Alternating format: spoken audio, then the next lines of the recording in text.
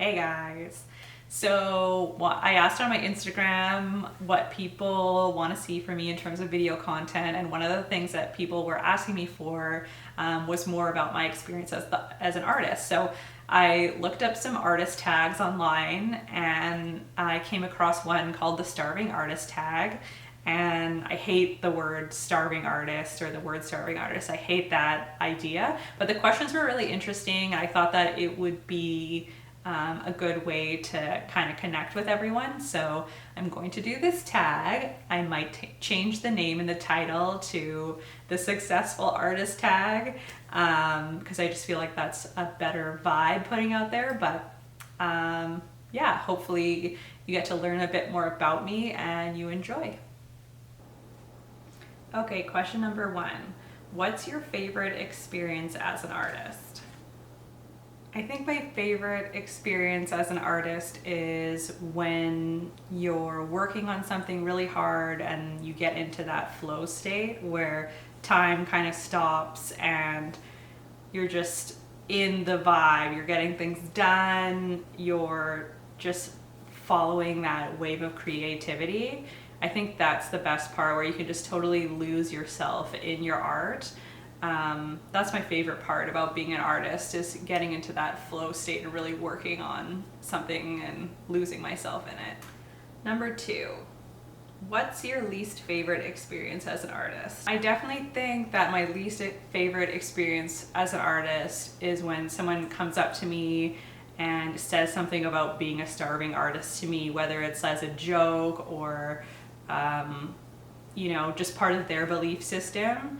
I feel like it's so disrespectful. You would never go up to, a different profession and say, hey, like, you're a starving this. Like, it's just really weird.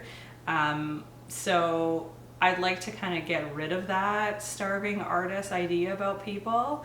And yeah, I just really don't like that. I find it disrespectful, and it's just not positive. It's not a positive thing to say to someone. So yeah, I think that's my least favorite part, is when people bring up discussions about starving artists or that kind of thing. It's so strange to me.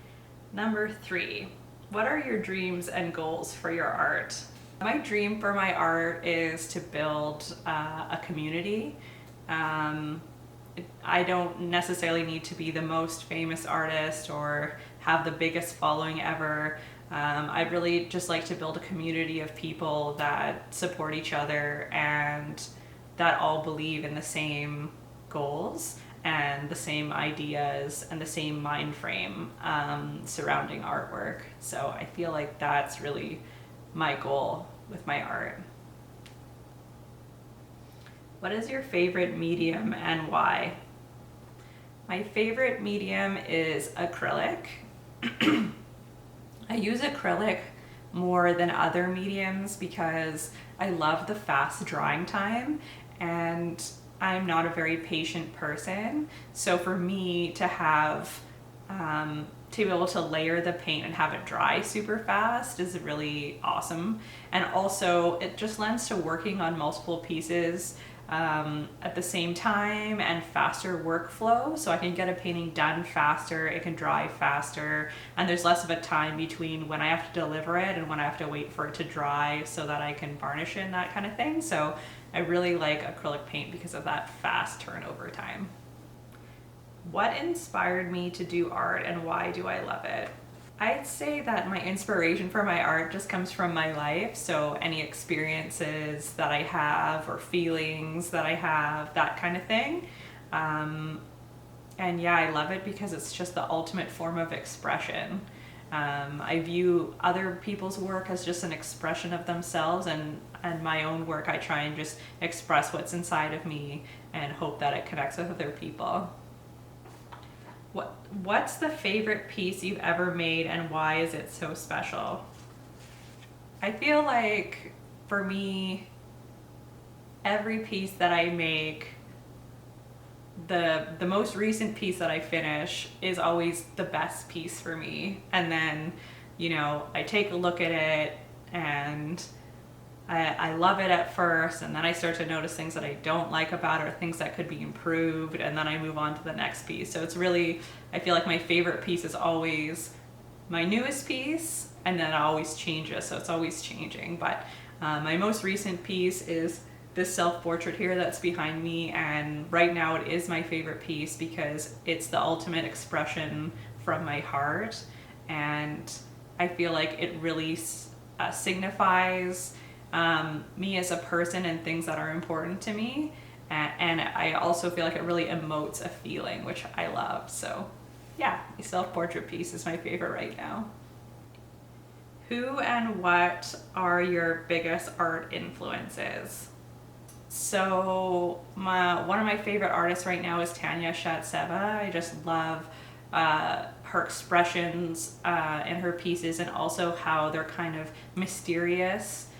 So I really love that. I'm really influenced by the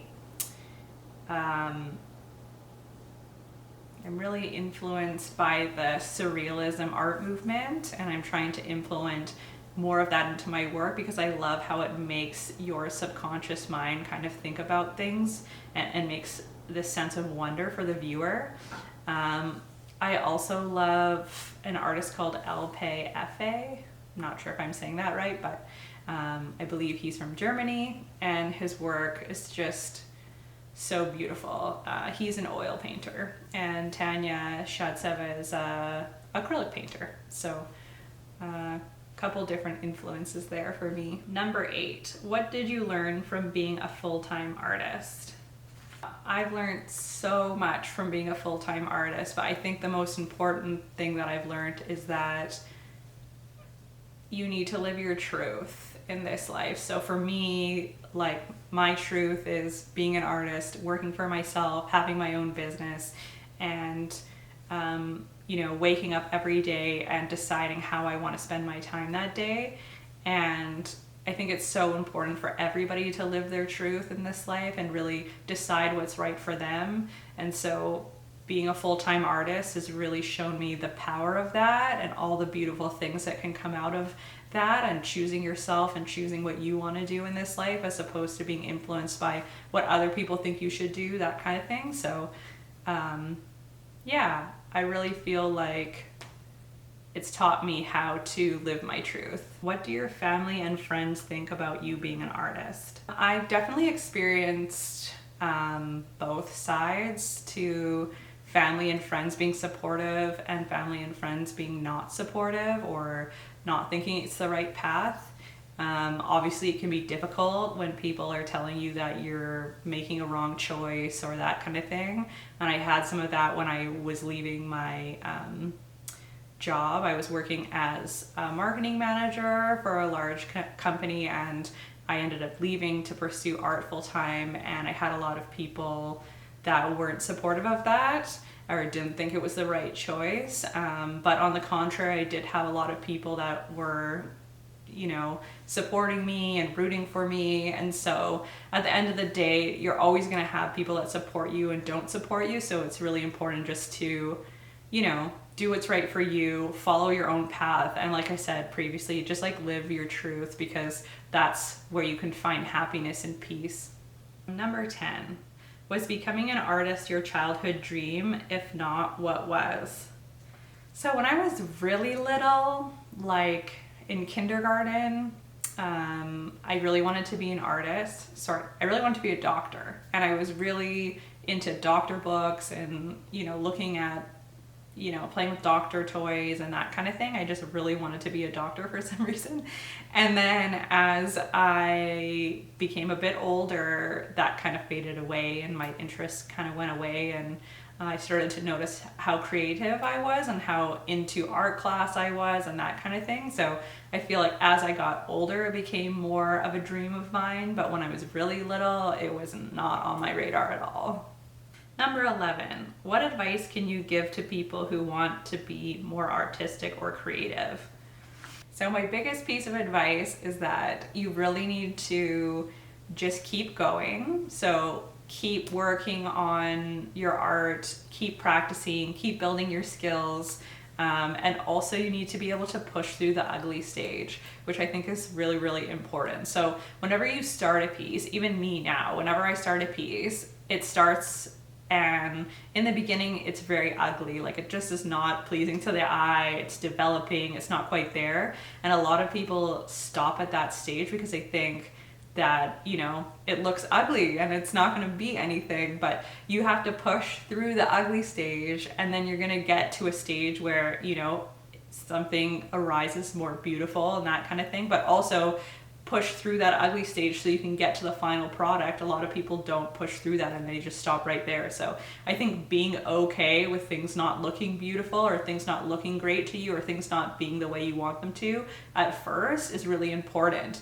To developing your skills, because some people say, oh, I just can't do this, and they stop, and then they never get to the, you know, the beautiful stage, or so to speak. So push through the ugly stage. Number 12, were you supported to pursue art as a child? So I would say I was supported as a child. In terms of my artwork, I was always really creative, and I did take a lot of different classes and courses. And, you know, obviously my parents paid for that, so they were supportive in that way. And yeah, it helped me to just kind of be creative as a kid. Number 13, do you make money off your art? Yes, I do make money from my art. I sell original paintings, I sell prints, I sell greeting cards, and then I also sell enamel pins that I like to make too. That's like so fun for me. But then I also make money teaching and mentoring and doing other things like that too. So it's not just about the art specifically, but yes, I do. Number 14, what do you want to improve on or aspire to be with your future art?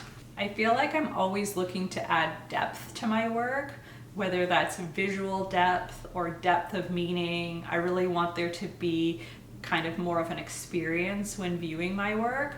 So definitely depth. I'm always looking to add more depth to my pieces. Number 15, what feelings do you try to express in your art? Well, I'm always trying to express feelings in my art in general that are kind of up to the viewer. So for me, I want them to feel something, and that's really the goal. What they feel is really based on their own experiences. But I'm always trying to portray emotion in my work so that it affects the viewer. So in terms of what feeling specifically, it could be joy, it could be fear, it could be love. There's so many feelings that I express based on the paintings, but I'm really just trying to evoke emotion from the viewer in my work. What is your favorite thing to paint and why? So my favorite thing to paint isn't necessarily a thing, it's more like a type of painting. So for me, my favorite type of painting is high contrast painting. So I love painting tones of high contrast, colors that contrast really strongly, really vivid colors. Those are my favorite paints to use, and that's more so as opposed to a direct imagery. I love adding contrast to work and using the colors to be expressive and playing off each other so that they really pop. That's my favorite thing to paint, is strong contrast. Number 17, what is the strangest thing you have painted? The strangest thing I have painted would be a commission that I got. This was maybe 4 or 5 years ago, maybe even 6 or 7 years ago. It was quite a while ago. But I was commissioned to paint an alien with a diamond grill. So diamond teeth plate. So that was really strange and kind of interesting and very challenging to paint, as it was hard to find a reference photo of an alien and that kind of thing, but I ended up using little sparkles in the grill of the teeth so that the painting actually shined, and it turned out pretty cool. Yeah. Number 18, have you ever been hung up after you started a commission, and how did you handle it? So I've only really had an issue with a commission after starting to paint one time, which is kind of crazy. One time that was really bad, I guess. So there was one time where I was painting a couple's commission and I started to paint and the colors just weren't coming together. It was not vibing. It was totally a mess. And I actually had to go to the store and buy a new canvas, come back home, wait a day, and then start again. So I just ditched it and I ended up covering up that mess up piece later and painting over it and doing a commission for someone else. But yeah, it was really bad. And sometimes the best course of action is just to ditch it and start over. And that's what I did. Number 19, do you admit that paint smells good? So I kind of think this question's kind of funny. About 5 or 6 years ago, I decided to move to more of a chemical-free lifestyle. And so in terms of how that's affected my work, if I can smell the paint, then that's not a good situation. So right now I work with a fan and an open window so that the fan blows the paint smell away from my face and the fumes away from my face, so I'm not breathing them in. And so for me, it's not a good smell because it means that I'm breathing in these fumes that aren't so great for you. So I would say in the past, I would have said, yes, I like the smell of paint, but starting to know about how they're made and that kind of thing makes me more conscious of ingesting or breathing things in. So definitely not anymore. Number 20, what would you tell your younger self? I think I would tell my younger self that being true to yourself and your talents and your feelings are the most important thing in life. And so it doesn't matter what other people say or other people's opinions of what you're doing. If it's right for you, then ultimately it's right for everyone. And so in terms of, choosing a career as an artist in the future, which was a little difficult for me, based on some opinions of others, I would say that I just need to be who I am and do what's right for me, and ultimately that's the right choice. Okay, so those were the questions. I hope you guys learned a bit about me and that it was interesting for you, and maybe you learned something, hopefully. And yeah, if you like this video, please give it a thumbs up. You can subscribe to my channel for more content, and yeah, I'll see you in the next one. Bye.